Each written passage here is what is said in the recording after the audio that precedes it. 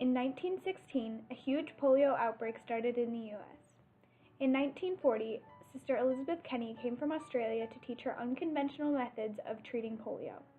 She faced many rejections before she came to Minneapolis, Minnesota, where Mayo Clinic adopted her ideas. Her form of physical rehabilitation to treat polio healed thousands and forever changed physical therapy to what we know today.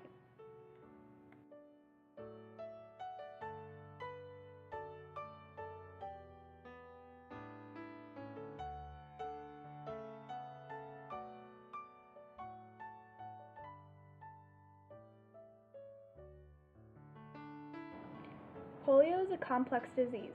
It affects everyone in a different way, which makes it very hard to treat. It starts with flu-like symptoms that go away within a week.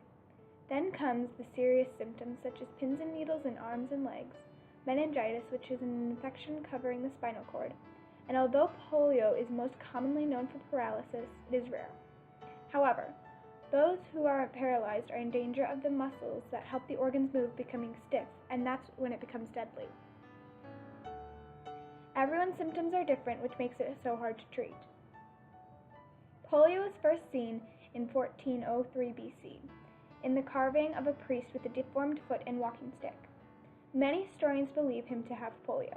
However, it wasn't until 1779 that a British physician named Michael Underwood recognized the virus, and later, in 1840, it was identified as a condition by Jacob Hine. The United States wasn't hit until 1916 in New York, where 79,000 cases were reported and 2,343 deaths. The country was at a loss of what to do. In 1921, Franklin Roosevelt was diagnosed with polio, which changed how the public perceived disabled people. The iron lung was invented in 1929 by Philip Duncker and Louis Shaw. This device aided breathing when the virus paralyzed a patient's chest muscles, although it was not very practical. She talks so that you can barely hear her. She talks in the exhale because she cannot talk on the inhale, which means that her sentences are interrupted 15 times a minute for the breathing machines to make her breathe. Lorenzo Wilson Malem about his sister in the iron lung. In 1931, scientists developed the first polio vaccine, which filtered the virus. Maurice Brodie and John Kilmer tested this solution in 1935 with disastrous results. In 1938, Franklin Roosevelt funded the March of Dimes campaign to promote awareness for infants with polio. This campaign was very popular and had ads on the radio, in Hollywood, and by the president. Many made donations which helped children get the proper care for this terrible disease. In Minneapolis, many parks were shut down for a whole summer due to polio. Because it is a communicable disease, one case could soon turn into hundreds. Many communities were in fear and closed off things like schools, parks, and community areas to quarantine the outbreak.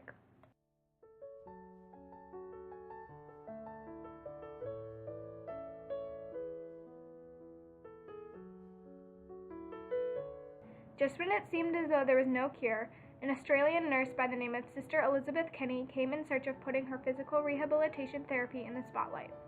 She went to New York, California, and Chicago. They all shook their heads at Kenny's unique version of polio treatment. I do not want medical men to discuss whether or not my work is valuable, because I know what of rapidly restoring paralyzed people to health and strength can be applied and where it is needed. Sister Elizabeth Kenny. Without letting the naysayers shake her confidence, Kenny traveled to Rochester, Minnesota, where Mayo Clinic decided to give her a shot. They gave Kenny patients and told her to work. When the children started healing, they insisted she teach them how she healed this lethal disease. In the history of medicine, it is not always the great scientist or the learned doctor who goes forward to discover new fields, new avenues, and new ideas.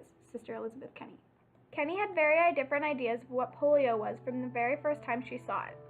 When a little girl came to her in Australia, she thought her muscles were merely tight and not paralyzed.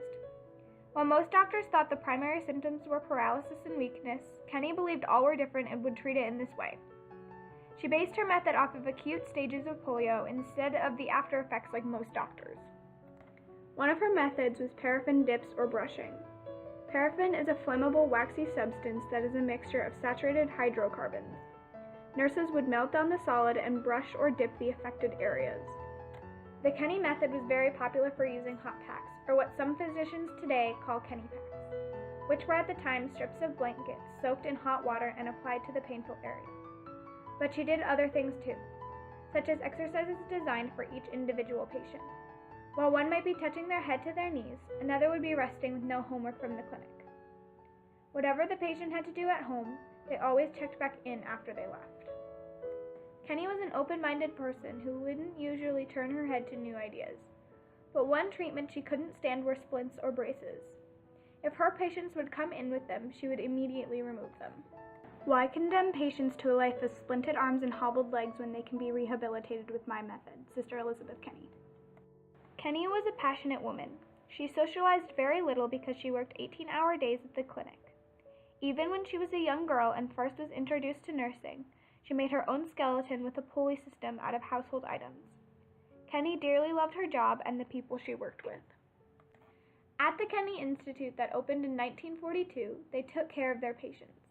Not only did they treat their needs, but the nurses made each person feel special.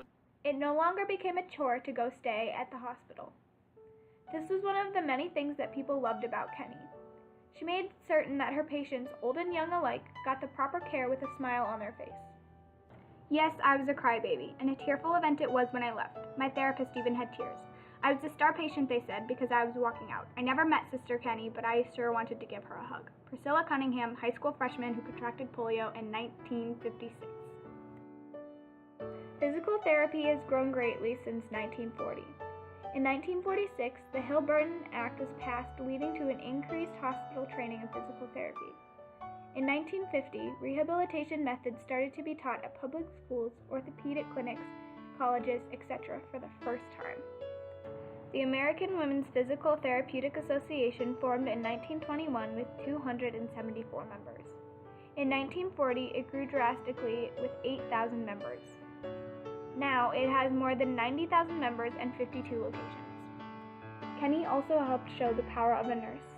In 1918, many women were trained as nurses for World War I.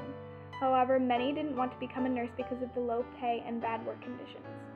After Kenny came in and revolutionized polio treatment as a nurse, medical professionals took nursing in, and in 1960, there were 170 college-based programs for nurses due to high demand. There was a high number of aspiring nurses that we had never seen before. Nurses were given more responsibilities, and they were to work in more advanced health care fields. Not only did physical therapy grow, but polio shrunk. On March 26, 1953, Jonas Salk announced his new polio vaccine on a radio show. Then, in 1961, an oral vaccine was presented to the world by Albert Sabin. In 1955, there was an estimated 28,985 cases, which went down to 5,894 in 1957, which leads to today's 74 cases in 2 countries. Today, we have many adaptations of Kenny's treatment. It is now used for back pain, knee problems, shoulder and arm issues, sprains, strains, concussions, stroke rehabilitation, and many more. Most of the techniques we use today are similar to Kenny's. Physical therapists use exercises, massages, and mobilization, which are all things Kenny based her work on. Aquatic therapy is a common treatment for many things, which was made popular in the U.S. by Kenny. In addition, nursing is becoming more and more popular. There are 10 nurses in every 1,000 people. And women are gaining more respect every day, and one thanks we owe is to Sister Elizabeth Kenny. Sister Elizabeth Kenny not only relieved the pain that consumed people from polio, but revolutionized physical rehabilitation to what we know today. She healed many victims and opened the minds of doctors and scientists everywhere. Her perseverance in seeking support to carry out her mission eventually paid off. Her efforts made her a legend in the physical therapy profession. Linda Colher, Ph.D.